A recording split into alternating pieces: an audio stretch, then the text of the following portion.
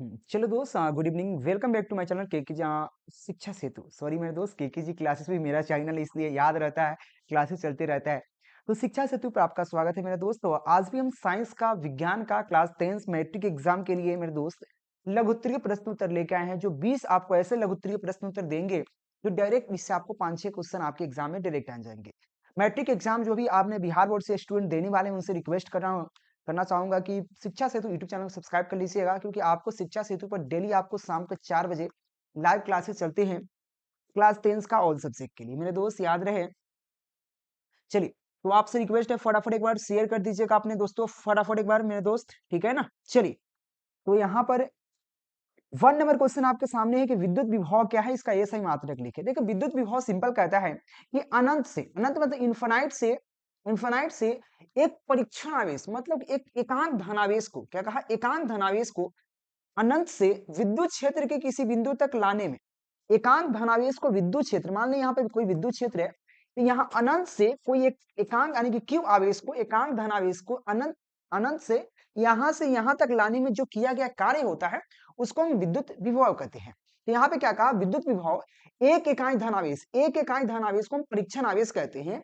एक इकाई धनावेश को अनंत से एक बिंदु तक ले जाने में किया गया कार्य, यानी कि अनंत से इकाई धनावेश को विद्युत क्षेत्र के किसी बिंदु तक लाने में जो किया गया कार्य होता है, उसको हम विद्युत विभव कहते हैं। और इसका ये सही मात्रक क्या होता है, वोल्ट होता है, याद रखना, वोल्ट, ठीक है ना। ध्यान रखना क्या होगा कि अनंत से विद्युत क्षेत्र के किसी बिंदु तक ले जाने में किया गया कार्य, किसको ले जाना है, एकांक धनावेश को, जिसको हम लोग इकाई आवेश कह सकते हैं, ठीक है ना। चलिए, ध्यान रखना मेरे दोस्त, फटाफट एक बार शेयर कर दीजिए, जल्दी से शेयर कर दीजिएगा। चलिए, 2 नंबर क्वेश्चन क्या कहता है कि प्रत्यावर्ती धारा और दिश धारा में अंतर क्या है। देखो, प्रत्यावर्ती धारा और दिश धारा में अंतर क्या है मेरे प्यारे बच्चों, यह समझने का प्रयास कीजिएगा। देखिए, प्रत्यावर्ती धारा क्या होता है, उसका मान जो होता है, धारा का मान जो होता है और दिशा का मान समय के साथ दोनों क्या होता है, बदलता है। यानी कि प्रत्यावर्ती धारा में धारा और दिशा का मान जो होता है समय के साथ बदलता है, जबकि दिश धारा में क्या होता है, धारा का मान तो बदलता है लेकिन दिशा का मान नहीं बदलता है, अर्थात दिश धारा एक ही दिशा में चलता है। समझने का प्रयास कीजिएगा, जो प्रत्यावर्ती धारा होता है वो धारा और दिशा के मान समय के साथ बदलेगा, यानी कि जिधर जाएगा वो बदलता जाएगा। लेकिन प्रत्यावर्ती धारा में क्या होता है, समय और मतलब धारा का मान तो बदलेगा लेकिन दिशा का मान नहीं बदलता है, उसे दिश धारा कहते हैं। सेकेंड पॉइंट की बात करें मेरे प्यारे बच्चों, सेकेंड पॉइंट कहता है प्रत्यावर्ती धारा आसानी से उत्पन्न किया जा सकता है, यानी कि प्रत्यावर्ती धारा को हम इजी तरीका से उत्पन्न कर सकते हैं, लेकिन दिश धारा को आसानी से उत्पन्न नहीं कर सकते हैं, यानी कि उत्पन्न करने के लिए कठिनाइयां होता है, क्योंकि इसको हम लोग इसको पहले बैटरी बनाएंगे, सेल बनाएंगे, फिर इसको चार्ज करेंगे, है कि नहीं। लेकिन प्रत्यावर्ती धारा क्या करेंगे, वो जनरेटर ले लेंगे, वो में तेल डाल के नचाएंगे, बस करंट पैदा हो गया। समझ रहे हैं कि नहीं। उसी तरह से थर्ड पॉइंट की बात करें, प्रत्यावर्ती धारा को आसानी से डीसी, डीसी मतलब होता है डिश धारा, जो हमारा डिश धारा पढ़ रहे हैं, यानी कि प्रत्यावर्ती धारा को डिश धारा में आराम से बदल सकते हैं, प्रत्यावर्ती धारा को दिश धारा में आराम से बदल सकते हैं। लेकिन दिश धारा को, यानी कि, और प्रत्यावर्ती धारा मतलब दिश धारा जो है उसको एसी मतलब अल्टरनेटिव करंट, जिसको हम प्रत्यावर्ती धारा कहते हैं, प्रत्यावर्ती धारा में बदलने में काफी कठिनाई होता है, ठीक है। तो यह इसकी अंतर होगा, ध्यान रखिएगा। चलिए, अगले क्वेश्चन की बात करें मेरे प्यारे बच्चों, तो आप फटाफट एक बार चैनल सब्सक्राइब कर लीजिएगा, और अभी तक आपने इंपॉर्टेंट क्वेश्चन आंसर नहीं लिया है तो मात्र 99 रुपया में 10th का ऑल सब्जेक्ट, याद रहे ऑल विषय का इंपॉर्टेंट क्वेश्चन आंसर मिल रहा है, फटाफट ले लीजिएगा, ठीक है ना। अगले क्वेश्चन 3 नंबर क्वेश्चन कहता है उदासीनीकरण अभिक्रिया क्या है, एक उदाहरण दे। देखो मेरे प्यारे बच्चों, उदासीनीकरण अभिक्रिया की बात की जा रही है और कह रहा है कि एक आप उदाहरण दे दीजिए। उदासीनीकरण अभिक्रिया वैसी अभिक्रिया होती है जिसमें अम्ल एवं क्षार आपस में अभिक्रिया करके दोनों एक दूसरे को क्या उदासीन कर देते हैं, जिस तथा लवंग और जल बनाते हैं। तो सिंपल आप डिफिनीशन में कह सकते हैं मेरे प्यारे बच्चों कि देखो, उदासीनीकरण अभिक्रिया वैसी अभिक्रिया होती है जिसमें अम्ल और क्षार आपस में अभिक्रिया करके दोनों एक दूसरे से उदासीन बन जाते हैं तथा लवंग तथा जल बनाते हैं। जैसे यहाँ पे समीकरण आपके सामने है, देखिए यहाँ पे सोडियम हाइड्रोक्साइड ये बेसिकली क्षार है और हाइड्रोजन क्लोराइड अम्ल है। तो क्षार अम्ल अभिक्रिया, क्या ये अम्ल हुआ, ये क्षार हुआ, तो इसको हम क्षार कहेंगे, क्षार है, और ये हमारा अम्ल है, ठीक है ना, अम्ल। और अम्ल और क्षार अभिक्रिया के तो क्या बन गया यहाँ पे, यहाँ बन गया लवंग, यानी कि NaCl क्या है, लवंग है, सोडियम क्लोराइड लवण होता है, यह आपका लवण बन गया, ठीक है ना, लवण। और यह H2O क्या, जल बन गया, जल है ना H2O, याद रखना, जब भी हम उदासीनीकरण अभिक्रिया, वैसी अभिक्रियाएं होती हैं, जब अम्ल और क्षार के आपस में अभिक्रिया कराते हैं तो उदासीन तो कर देते हैं, लेकिन लवंग और क्षार और लवंग और जल बना देते हैं। ठीक है, चलिए अगले क्वेश्चन, 4 नंबर क्वेश्चन। ये सब पीडीएफ आपको मिल जाएंगे, टेलीग्राम ज्वाइन कर लीजिएगा। लेकिन जो इंपॉर्टेंट क्वेश्चन आंसर आपको बता दें, वो आपको 99 रुपए में ऑल सब्जेक्ट का मिलेगा। नीचे आपको नंबर दिख रहा होगा, मैं फिर भी लिख देता हूँ, 91 17 82 30 62 पर कांटेक्ट कीजिए। आपको कुंदन से डायरेक्ट बात करेंगे, ठीक है ना, और हम खुद बात करेंगे, ठीक है ना, और आपको हम पीडीएफ देंगे मात्र 99 में ऑल सब्जेक्ट। अगले क्वेश्चन है प्लास्टर ऑफ पेरिस के निर्माण, की विधि का और उपयोग लिखिए। प्लास्टर ऑफ पेरिस को निर्माण कैसे कर सकते हो, उसकी विधि क्या है, चलिए देखते हैं। देखो जिप्सम, जिप्सम क्वेश्चन कहा गया, जिप्सम 120 डिग्री सेल्सियस तक साधारण पूर्वक गर्म करने के फलस्वरूप प्लास्टर ऑफ पेरिस बनता है। यानी कि हम जिप्सम को क्या करना है, सिंपल बात है, यहाँ पे क्वेश्चन कहा गया हम जिप्सम को 120 डिग्री सेल्सियस पर गर्म करेंगे, और जिप्सम को साधारण पूर्वक 120 डिग्री सेल्सियस पर गर्म करेंगे, तो उसके फलस्वरूप जो बनेगा वो प्लास्टर ऑफ पेरिस होगा। और जिप्सम का सूत्र होता है CaSO4 इंटू 2H2O, और प्लास्टर ऑफ पेरिस का सूत्र होता है CaSO4 into whole twice 2H2O। ये भी इसके लिए क्या हो गया, प्लास्टर ऑफ पेरिस का सूत्र। तो सिंपल याद रखना, जब जिप्सम को 120 डिग्री सेल्सियस तक साधारण पूर्वक गर्म किया जाता है तो प्लास्टर ऑफ पेरिस बनता है मेरे प्यारे बच्चों, ठीक है ना, ध्यान रखना इस चीज को। अगले क्वेश्चन देखिए, क्वेश्चन नंबर 5 कहता है फ्लेमिंग के बाएं हाथ के नियम को लिखिए। फ्लेमिंग के बाएं हाथ का नियम क्या कहता है मेरे प्यारे बच्चों, तो फ्लेमिंग का बाएं हाथ का नियम कहता है सिंपल, कि अपने बाएं हाथ की अंगुलियां, दो आपको देखो बाएं हाथ की, यह आपका अंगूठा होता है।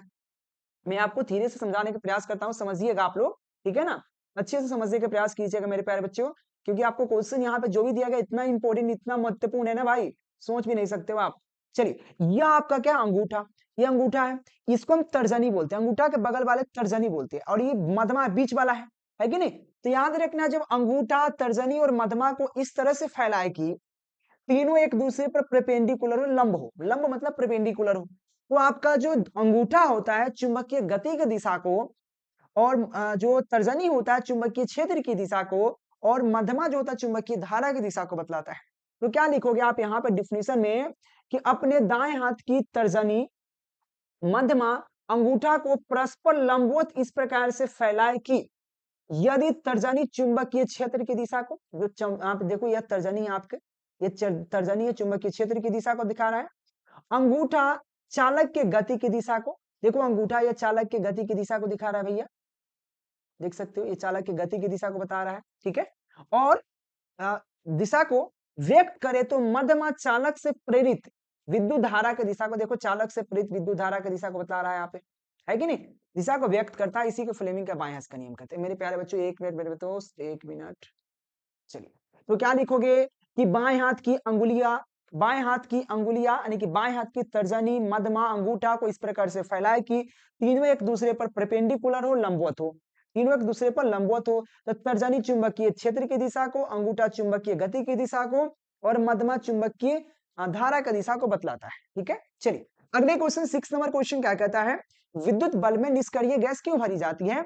जो विद्युत बल्ब होता है उसमें उत्कृष्ट gas, I mean argon gas भरी जाती है। तो सबसे पहले आपको यह पता होना चाहिए, विद्युत बल्ब में एक आर्गन गैस भरी जाती है। याद रखना, विद्युत बल्ब में निष्क्रिय गैस क्यों भरी जाती है। तो सिंपल क्या है, विद्युत बल्ब कांच का बना होता है। सबसे पहला पॉइंट, विद्युत बल्ब क्या है, कांच का बना होता है। इसके अंदर टंगस्टन का तार बना एक तंतु होता है, इसके अंदर एक कांच का बना तंतु होता है। आपको याद रहे मेरे प्यारे बच्चों, इसके अंदर जो आपको ये फिलामेंट दिख रहा है, ये कांच का बना एक तंतु फिलामेंट होता है, जिसको हम टंगस्टन का बना होता है। सबसे पहले कहा कि ये कांच का एक बना हुआ बल्ब होता है, जो कांच का बना है, देख सकते हैं, और इसके अंदर टंगस्टन का तार का एक फिलामेंट होता है, जो आपके सामने, ठीक है ना। अब कहा गया बल्ब के अंदर हवा निकालकर उसे निष्क्रिय गैस से भर दी जाती है, और बल्ब के अंदर जो भी हवा है उसको निकाल दी जाती है, और इसके अंदर निष्क्रिय गैस भर दी जाती है। क्या भर दी जाती है, निष्क्रिय गैस भर दी जाती है, ठीक है ना। क्योंकि यदि हवा की उपस्थिति में फिलामेंट में धारा प्रवाहित, अगर इसके अंदर हवा है, इसके अंदर हवा रहेगा, और जब इसके अंदर करंट प्रवाहित करेंगे यहां से, तो ये फिलामेंट जो है, फिलामेंट क्या करेगा, हवा से अभिक्रिया कर लेगा और भंगुर हो जाएगा, मतलब टूट जाएगा। और फिलामेंट के साथ धारा प्रवाहित कराई जाए तो गर्म होने पर यह ऑक्सीकृत होकर भंगुर हो जाएगा, मतलब हुआ ऑक्सीकृत मतलब उससे अभिक्रिया कर लेगा।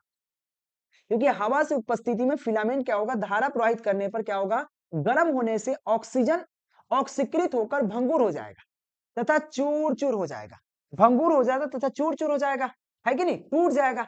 इसी वजह से, और निष्क्रिय गैस रहने से क्या होगा, निष्क्रिय गैस होने से टंगस्टन के फिलामेंट वाष्पशील नहीं होते, और टंगस्टन के फिलामेंट क्या होता है, वाष्पशील नहीं होता है, एवं नियंत्रण बल्ब से प्रकाश उत्पन्न होते रहते हैं मेरे प्यारे बच्चों, इसीलिए उसमें निष्क्रिय गैस भर दी जाती है। ठीक है ना, इसी वजह से उसमें निष्क्रिय गैस भर जाती है, किसके वजह से, ताकि उसके अंदर हवा रहेगा तो करंट फ्लो कराएंगे, तो क्या होगा, हवा से वो करंट क्या होगा, अभिक्रिया कर लेगा, ये फिलामेंट जो है अभिक्रिया कर लेगा, और ऑक्सीकृत करके वह क्या होगा, भंगुर हो जाएगा, टूट जाएगा, इसलिए जल्दी फ्यूज हो जाएगा बॉल। इसी वजह से इसके अंदर निष्क्रिय गैस भर दी जाती है, ताकि वह आराम से लगातार जलता रहे, क्योंकि वो अभिक्रिया ही करेगा नहीं। ठीक है कि नहीं। चलिए अगले क्वेश्चन 7 नंबर क्वेश्चन क्या था, समतुलित रासायनिक समीकरण क्या है, रासायनिक समीकरण को संतुलित करना क्यों आवश्यक है मेरे प्यारे बच्चे, समझने का प्रयास कीजिएगा। देखो, यदि रासायनिक अभिक्रियाओं को पहले पहले और पश्चात प्राप्त तत्वों के परमाणु संख्या समान रहती है, तो देखो मेरे दोस्त, रासायनिक समीकरण को संतुलित करना क्यों आवश्यक है, इसका डिफिनीशन जो अगर लिखा जाए तो बहुत तरीका से लिख सकते हैं, लेकिन ध्यान रहे मेरे प्यारे बच्चों, ठीक है ना।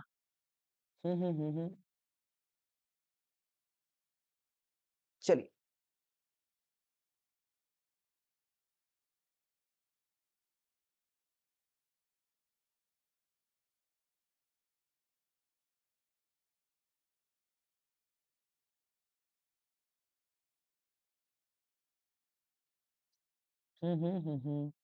सर हम भी पीवीआई लेना, टेस्ट देना है सर। चलिए, हाँ यहाँ पे हम थोड़ा सा कमेंट पढ़ रहे थे, ठीक है ना।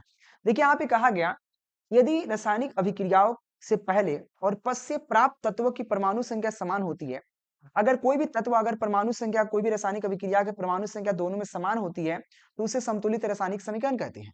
सिंपल बात है, जब प्रतिफल और उत्पाद के परमाणु संख्या अगर दोनों में समान है, तो उसे हम लोग कहते हैं, उसे कहा कहते हैं हम लोग, दोनों उसे संतुलित रासायनिक समीकरण कहते हैं, जब दोनों तरफ इक्वल परमाणु संख्या हो, तो इसे संतुलित रासायनिक समीकरण कहते हैं। और संतुलित करना क्यों आवश्यक है, चलिए इस पर बात करते हैं। देखिए, रासायनिक समीकरण संतुलित करने के सरल विधि को अनुमान विधि कहते हैं, या अनुमान द्वारा संतुलित विधि कहते हैं। सिंपल बात है, सबसे सरल विधि अनुमान विधि है।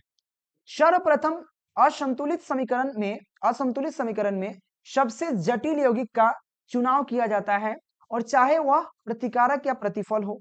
मतलब सबसे पहला क्या कर सकते हैं, अगर आपका असंतुलित रासायनिक समीकरण है, उसको संतुलित करना है, तो चेक करना है कि कौन ज्यादा है, ठीक है ना, चाहे वो प्रतिफल हो चाहे उत्पाद हो। तब दोनों तरफ में परमाणु संख्या या परमाणु परमाणु या परमाणु को 1 2 3 4 लिखकर समीकरण को संतुलित किया जाता है। यह अब इसके लिए रासायनिक समीकरण का संतुलित करने के लिए आवश्यक है, मतलब सूत्र आपको दिया जाता है, या सीधा कह सकते हैं अनुमान विधि के लिए बताया गया है। तो आप डिफिनीशन कैसे लिख सकते हो सिंपल बेस में, तो ऐसे लिखिएगा अगर क्वेश्चन आया तो, कि संतुलित रासायनिक समीकरण क्या है, और रासायनिक समीकरण को संतुलित करना क्यों आवश्यक है। याद रखना, किसी रासायनिक अभिक्रिया के पहले और पश्चात दोनों तत्वों की परमाणु संख्या समान होती है, तो संतुलित रासायनिक समीकरण कहते हैं। और संतुलित रासायनिक समीकरण की बात की जाए मेरे प्यारे बच्चों, तो उसमें सिंपल आप कह सकते हैं कि आप जो रासायनिक समीकरण को संतुलित करने की सबसे सरल विधि को अनुमान विधि कहा जाता है। इस विधि में सबसे पहले दोनों तरफ के समीकरणों को देखा जाता है, और जो परमाणु की संख्या का मतलब कम और बेस रहता है, तो उसमें 2 और 3 लिखकर, 2 3 4 लिखकर उसके संतुलित किया जाता है। इस तरह से आप लिख सकते हो। चलिए अगले क्वेश्चन देखो, क्वेश्चन 8 नंबर क्वेश्चन है, संयोजन अभिक्रिया क्या है। संयोजन अभिक्रिया क्या होता है मेरे प्यारे बच्चों, ये बात है, जब दो या दो से अधिक या दो से अधिक पदार्थों को संयोजन कर एक नए पदार्थ का निर्माण किया जाता है, तो उसे संयोजन अभिक्रिया कहते हैं। भाई संयोजन अभिक्रिया सिंपल क्या हुआ, जब या दो से अधिक पदार्थ संयोग करके एक नए पदार्थ का निर्माण करता है। जैसे कि आप देखो यहाँ पर कार्बन और ऑक्सीजन मिला तो एक कार्बन डाइऑक्साइड बना दिया, लेकिन दो तत्व मिलकर एक तत्व बना रहा है। तो कहा जब कोयला, सिंपल है, कोयला कोयला को ऑक्सीजन की उपस्थिति में जलाने पर क्या बनता है, कार्बन डाइऑक्साइड बनता है। जो यहाँ पे कार्बन और ऑक्सीजन जुट रहा था, कार्बन डाइऑक्साइड बन गया। उसी तरह से हाइड्रोजन का ऑक्सीजन से अभिक्रिया करने पर जल बनता है, जैसे H2, यहाँ पे H और यहाँ पे हाइड्रोजन और ऑक्सीजन अभिक्रिया कर रहे थे, H2O बन रहा है कि नहीं। तो सिंपल क्या कह सकते हो, संयोजन अभिक्रिया वैसी अभिक्रिया है जब दो या दो से अधिक पदार्थ आपस में मिलकर एक नए पदार्थ का या नए पदार्थ का निर्माण करता है, तो उसे संयोजन अभिक्रिया कहते हैं। जिस अभिक्रिया में आप 2 एग्जाम्पल दे सकते हैं, या एक एग्जाम्पल भी कम से कम आप दे सकते हैं। 9 नंबर क्वेश्चन आपसे कहा गया, बहुत अच्छा सा क्वेश्चन है, प्रत्यावर्ती क्रिया प्रत्यावर्ती चाप में अंतर स्पष्ट करें। तो प्रत्यावर्ती क्रिया प्रत्यावर्ती चाप में अंतर क्या, चलिए देखिए प्रत्यावर्ती क्रिया क्या होता है, प्रत्यावर्ती चाप क्या होता है, चलो देखने के प्रयास करते हैं मेरे प्यारे बच्चों। तो देखिएगा, चलिए ये प्रत्यावर्ती क्रिया है, प्रत्यावर्ती चाप है। तो सिंपल समझिए, किसी दृश्य किसी दृश्य अदृश्य बाह्य अथवा भीतरी भीतरी उद्दीपन के प्रभाव में होने वाले ऐच्छिक क्रियाएं जिनका संचारण एवं समन्वयन प्राय मेरु रज्जु के तंत्रिकाओं द्वारा होता है, उसे हम लोग प्रत्यावर्ती क्रिया कहते हैं। थोड़ा सा क्वेश्चन हार्ड है, समझने का प्रयास कीजिए। मैंने सिंपल कहा कि किसी आप दृश्य अदृश्य बाह्य भीतरी उद्दीप के प्रभाव से होने वाले आप अनैच्छिक क्रियाएं जिनका संचार एवं समन्वयन प्राय मेरु रज्जु के माध्यम से होता है, तंत्रिकाओं द्वारा होता है, उसे हम लोग प्रत्यावर्ती क्रिया कहते हैं। प्रत्यावर्ती चाप की बात करें तो सेम है डिफिनेशन कि प्रत्यावर्ती क्रिया में क्या होता है, प्रत्यावर्ती क्रिया में ग्राही अंगों में सूचना संवेदना तंत्रिकाओं द्वारा मेरु रज्जु तक जाती है और वहां अभिक्रियाओं के लिए प्रेरित तंत्रिकाओं द्वारा द्वार तक पहुंचती है तथा पथ को प्रत्यावर्ती चाप कहते हैं। और इस पथ को प्रत्यावर्ती चाप कहते हैं। फिर से समझिएगा कि देखो प्रत्यावर्ती क्रिया तो सिंपल है कि यहाँ पे दृश्य अदृश्य अथवा भीतरी उद्दीप प्रभाव के वाले ऐच्छिक क्रियाओं के जिनके संचार एवं समन्वयन मेरु रज्जु तंत्रिकाओं द्वारा होता है, उसे प्रत्यावर्ती क्रिया कहते हैं। लेकिन सिंपल कहा प्रत्यावर्ती जो प्रत्यावर्ती चाप है, जो प्रत्यावर्ती क्रिया हुआ, तो प्रत्यावर्ती क्रिया में ग्राही अंगों, जिससे प्रत्यावर्ती क्रिया हुआ उसके ग्राही अंगों से यहाँ पे सूचनाओं एवं यहाँ पे संवेदी तंत्रिकाओं द्वारा मेरु रज्जु तक जाती है और वहां अभिक्रिया कर यहाँ पे प्रेरक तंत्रिका द्वार तक पहुंचती है और इस रास्ता पहुंचती है ना, इस रास्ता को हम कहते हैं प्रत्यावर्ती चाप। अगले क्वेश्चन देखिए 10 नंबर क्वेश्चन क्या है, पौधे में गैसों का आदान प्रदान कैसे होता है, चलो देखते हैं। तो सबसे पहले एक कोशिकाएं एवं सरल जीव में गैसों का आदान प्रदान हेतु श्वसन अंग नहीं होते हैं। सिंपल है, एक कोशिकीय जीव जो होता है, जो सिंपल कोशिकीय जीव होता है एवं सरल जीव होता है, उसमें क्या होता है, पौधे यहाँ पे गैसों का आदान प्रदान करने के लिए वहां पे स्पेशल कोई अंग नहीं होता है क्योंकि इसका सारा शरीर पर्यावरण के संपर्क में रहता है। लेकिन बहुकोशिकीय एवं जटिल जीवों में सारी कोशिकाएं यानी कि सारी कोशिकाएं अपने पर्यावरण के सीधे संपर्क में नहीं होते हैं। इन जीवों में, इन कोशिकाओं वाले जीवों में क्या होता है, गैसों का आदान प्रदान करने के लिए परिवहन तंत्र होते हैं। ठीक है, अगले क्वेश्चन देखो, क्वेश्चन कहता है उत्तल लेंस के किन्हीं दो उपयोग लिखे। तो उत्तल लेंस के किन्हीं दो उपयोग निम्नलिखित है। नेत्र के दूरदृष्टि दोष को दूर करने के लिए उत्तल लेंस का प्रयोग कर सकते हैं, या छपाई में छोटे अक्षरों को पढ़ने के लिए हम दूरदृष्टि दोष आप उत्तल लेंस का प्रयोग कर सकते हैं। ठीक है, 12 नंबर क्वेश्चन है, दृष्टि दोष क्या है या कितने प्रकार के होते हैं। मेरे प्यारे बच्चों, दृष्टि दोष क्या, चलिए समझते हैं। देखो, जिन व्यक्तियों को नेत्र में प्रतिबिंब रेटिना पर नहीं बनता है उसे कहा जाता है कि इन व्यक्ति को दृष्टि दोष हो गया है। सिंपल कह सकते हैं, जिन व्यक्ति का प्रतिबिंब रेटिना पर ना बनकर कहीं दूसरे जगह बनने लगता है तो वह व्यक्ति क्या हो जाता है मेरे प्यारे बच्चों, वह व्यक्ति आंख से नहीं देख पाता है और उसको कहा जाता है कि दृष्टि दोष हो गया है। ऐसे मुख्य रूप से 4 दृष्टि दोष होते हैं, जिसमें से निकट दृष्टि दोष है, दूर दृष्टि दोष है, अभिमुखता और जरा दृष्टि दोष होता है। ठीक है, ये 4 प्रकार के दृष्टि दोष है जो आपके एग्जाम में और ऐसे भी। ठीक है, अगले क्वेश्चन की बात करें मेरे प्यारे बच्चों, अगले क्वेश्चन 13 नंबर क्वेश्चन क्या कहता है। 13 नंबर क्वेश्चन आपसे पूछा गया है कि तारे क्यों टिमटिमाते हैं। देखो, तारे जो हमसे बहुत दूर है, सिंपल है कि तारे से जो आने वाला प्रकाश है बहुत सारा परिवर्तन होकर आते हैं हमारे यहाँ। सिंपल बात है, जब तारा हमारे आंख से काफी लाखों किलोमीटर दूर है, यहां से जब आएगा तो बीच में बहुत सारा आपको वर्षा के बूंद और वायुमंडल पड़ जाता है और वायुमंडल में बहुत सारा कण रहता है। तो कभी इस पर पड़ेगा तो इसको परिवर्तन कर कभी इधर फेंकेगा, कभी इधर फेंकेगा, कभी इधर इधर इधर इधर इधर करे करे आपको लगेगा टिमटिमा रहा है। ठीक है कि नहीं। तो सिंपल क्या लिख सकते हो डिफिनेशन में आप लोग कि तारे जो होता है हमसे बहुत दूर है, तारे बहुत दूर है, इसलिए वे प्रकाश के बिंदु स्रोत के निकट है और प्रकाश की बिंदु स्रोत के निकट है। तारे से आने वाले प्रकाश का पथ थोड़ा थोड़ा बदल जाता है, इसीलिए तारे आभासी स्थिति से विचलित होती आती है। मतलब जो आना आता है, जो तारे से प्रकाश जो आता है थोड़ा थोड़ा इधर उधर विचलित हो जाता है और इससे आने वाला उसका मार्ग थोड़ा थोड़ा चेंज हो जाता है, बदल जाता है। इसीलिए तारे की आभासी स्थिति से विचलित होती रहती है अथवा आंखों में प्रकाश आने वाले तारे के प्रकाश की मात्रा झिलमिली रहती है, मतलब झिलमिलाती रहती है, और जिसके कारण क्या होता है, तारे टिमटिमाते नजर आते हैं। या आप ऐसे भी लिख सकते हैं, सिंपल बेस में हम डिफिनीशन जो अभी बता रहे हैं लिखिए, कैसे लिखना है। देखो डिफिनीशन ये भी सही है, हम अपने तरीका से भी एक और बताते हैं, क्योंकि जितना बार हमसे पूछेगा उतना बार डिफिनीशन। देखो तारे क्यों टिमटिमाते हैं, तो तारे हमसे लाखों किलोमीटर दूर है, तारे से आने वाले प्रकाश के किरण वायुमंडल में प्रवेश करता है, तो वायुमंडल में बहुत सारा धूल कण होता है, जिसे प्रकाश को परावर्तन अपवर्तन करना शुरू कर देता है, जिससे हमारी आंखों तक पहुंचते पहुंचते वह तारा टिमटिमाती नजर आती है। सिंपल डिफिनेशन है, ठीक है, या डायरेक्ट आप ये भी लिख सकते हो। अगले क्वेश्चन है, एम्पियर की परिभाषा दे। एम्पियर का परिभाषा क्या है, चलिए देखते हैं। तो एम्पियर किसी चालक के अनुप्रस्थ काट के क्षेत्रफल, अनुप्रस्थ काट के अनुप्रस्थ काट के क्षेत्रफल यदि एक सेकेंड में एक कूलम आवेश प्रवाहित होती है। यदि किसी चालक के अनुप्रस्थ काट से यदि एक सेकेंड में एक कूलम आवेश प्रवाहित होती है, तो इस काट से पार करने वाली विद्युत धारा की प्रबलता एक यहाँ पे क्या एम्पियर कहलाती है। सिंपल कहा गया, कोई तार है, ये मान लीजिए तार है, ये तार की कुछ ना कुछ मोटाई होगा, और इसे अनुप्रस्थ काट कहते हैं।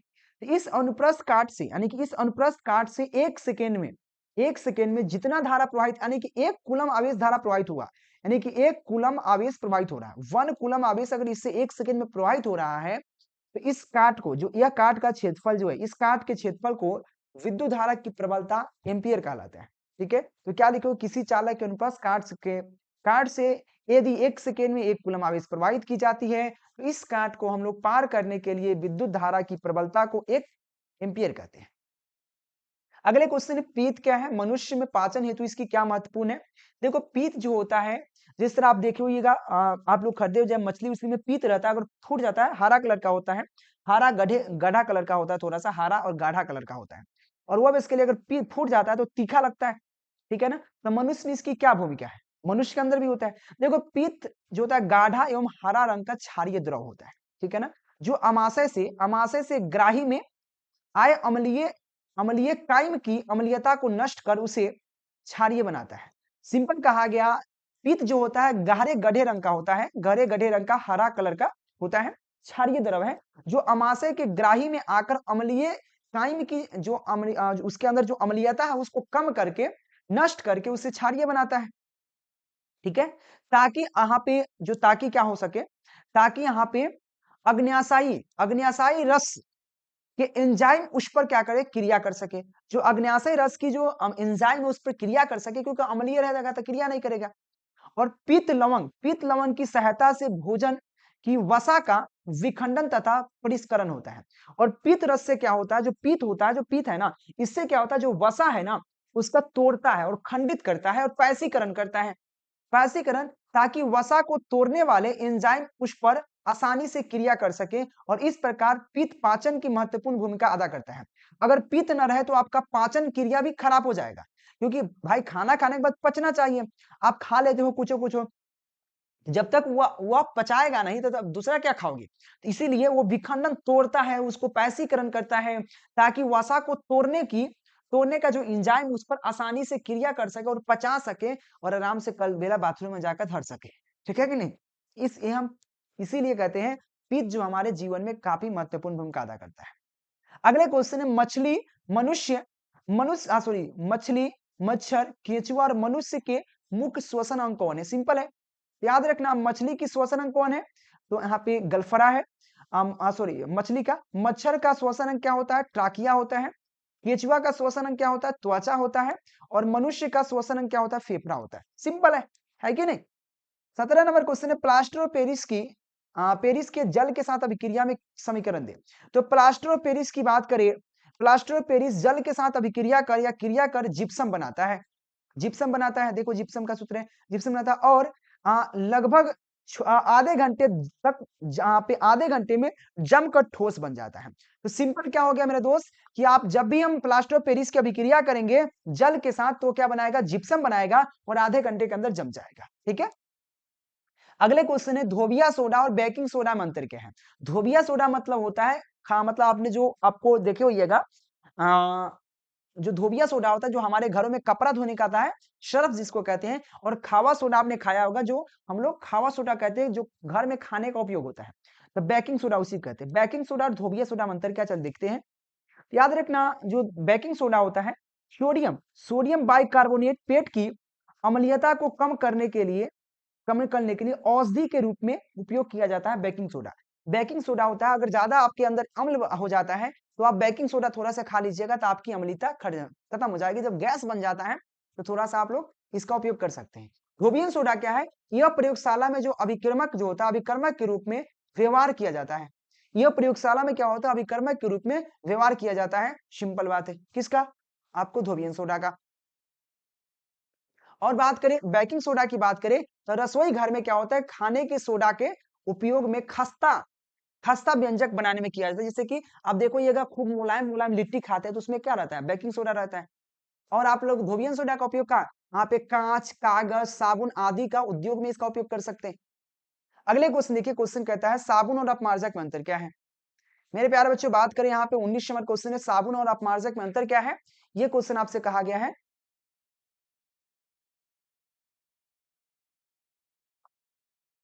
चलिए, साबुन और अपमार्जक की बात करें तो साबुन क्या होता है? सिंपल है। साबुन, एक मिनट मेरे प्यारे बच्चों। साबुन जो होता है कठोर जल के साथ झाग नहीं बनाता है, लेकिन अपमार्जक कठोर जल के साथ झाग बना लेता है। साबुन जो होता है क्या होता है? साबुन जो होता है जैव अपघटित हो जाते हैं। जैव होना चाहिए, जौ नहीं, जैव, ठीक है ना? तो साबुन जो है जैव अपघटित हो जाते हैं, जबकि अपमार्जक जैव अपघटित नहीं होते हैं। साबुन की बात करें, साबुन जो तो वाष्यीय अम्ल जैसे कि ओमियक ओमियक एवं पोटास लौंग बनाते हैं, जबकि अपमार्जक जो होता है सल्फोनिक अम्ल से सोडियम लौंग बनाते हैं। याद रखना मेरे प्यारे बच्चों, मात्र 99 रुपए में इंपॉर्टेंट क्वेश्चन आंसर मिल रहा है। दिए गए नंबर पर कंटेक्ट कर लेना, 91 17 82 30 62 पर कंटेक्ट करना। ऑल सब्जेक्ट का आपको इंपॉर्टेंट क्वेश्चन आंसर मिलेगा। अगले क्वेश्चन कहता है विरंजक चूर्ण क्या है? इसकी समीकरण एवं सूत्र को लिखें। देखो, विरंजक चूर्ण का रासायनिक नाम है कैल्शियम कैल्शियम ऑक्सी ऑक्सीक्लोराइड। तो कैल्शियम ऑक्सीक्लोराइड क्या है? विरंजक चूर्ण का नाम होता है। और ठीक है ना, विरंजक चूर्ण का रासायनिक सूत्र होता है CaOCl2 होता है, या CaOCl या सीधा कर सकते हैं CaOCl2। इसका नाम होता है विरंजक चूर्ण का। इसका उपयोग कहां कर सकते हैं? विरंजक चूर्ण का उपयोग हमने यहाँ पे हड्डियों के व्यंजक के रूप में, यानी क्या कर सकते, सॉरी, यहाँ पे लॉन्ड्री लॉन्ड्री के व्यंजक के रूप में कर सकते हैं। यहाँ पे कीटनाशक के रूप में जल के शुद्ध करने के लिए हम इसका उपयोग कर सकते हैं, विरंजक चूर्ण का। ये आपको 20 क्वेश्चन थे जो हम अपनी तरफ से प्रयास किए अच्छे तरीके से समझाने का। लेकिन अगले क्वेश्चन आपको लाएंगे, जब 20 क्वेश्चन और लेके आएंगे तो वहां पे और बेहतरीन समझाने के प्रयास करेंगे मेरे प्यारे बच्चों। तो इंपॉर्टेंट क्वेश्चन आंसर रेडी हो चुका है। 10 दिन में आप 400 प्लस करने के लिए आप लोग लेने के प्रयास कीजिएगा, ठीक है ना? नंबर दिख रहा है, कंटेक्ट कीजिएगा। Thank you watching for this video. मिलते हैं नेक्स्ट लेक्चर के नेक्स्ट वीडियो के साथ, तब तक के लिए बाय बाय मेरे दोस्त, ठीक है? चलिए।